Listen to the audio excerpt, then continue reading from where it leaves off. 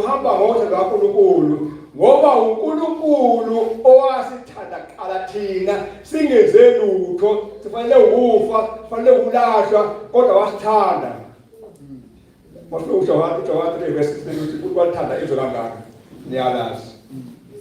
UNkulunkulu wasithanda ngoba singayibhidiswe besifuna impilo phakade ngakho thina ke simele kuba sibe nophawu lothando enhliziyweni yethu.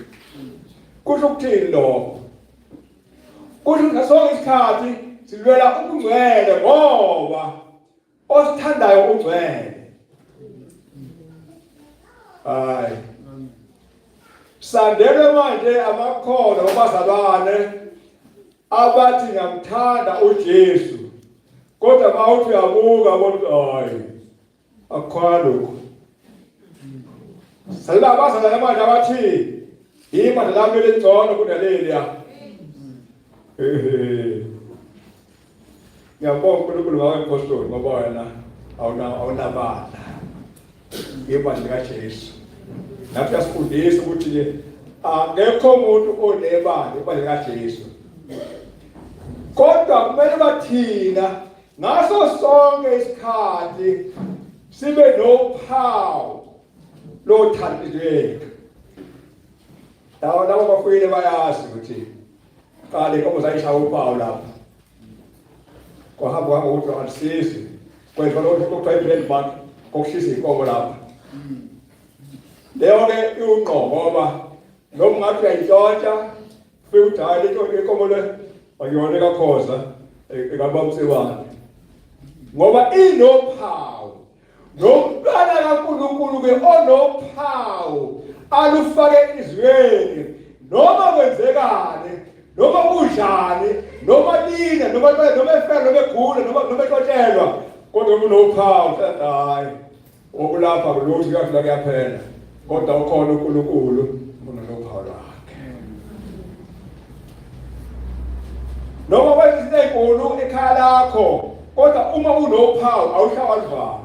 Oh Nkosi lokhu ukuyekela ngabombo kwazo wena kuba kulungise mina uba lona ngalophawu. Ziyenza ngale ukuthi izinto ziyenzeka empilweni yethu. Ziyenzeka. Kodwa uma unophawu hayi bekwehlile. Engathi akwenzeke lutho.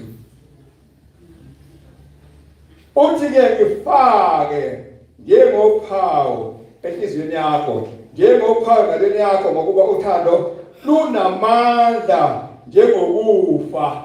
Uthando lunamandla njengokufa. Futhi ngathi ngaphezu kokufa uthando.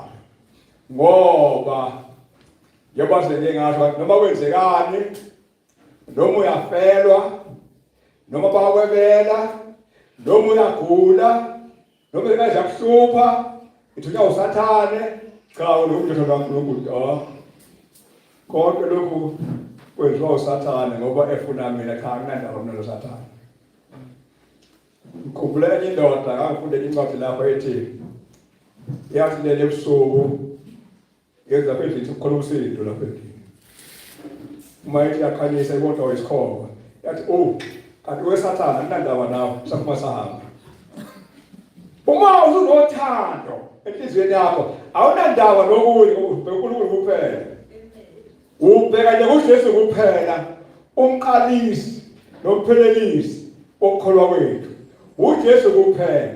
Nguyizolo, nguye namhlanje, nguye naphakade.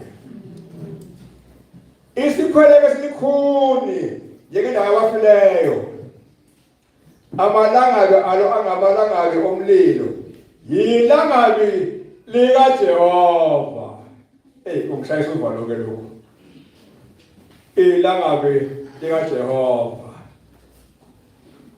Ilangabi likaJehova. Uma uthando ngingalifakeli enhliziyweni yakho abanophawu lothando enhliziyweni yami.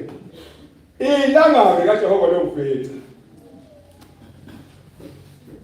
Ukuze ke siphephe lapho asifake uthando enhliziyweni yethu. uNkulunkulu ukhuluma kanjalo ngoba kukhona ingozi. Nakusemkhuluma okunye.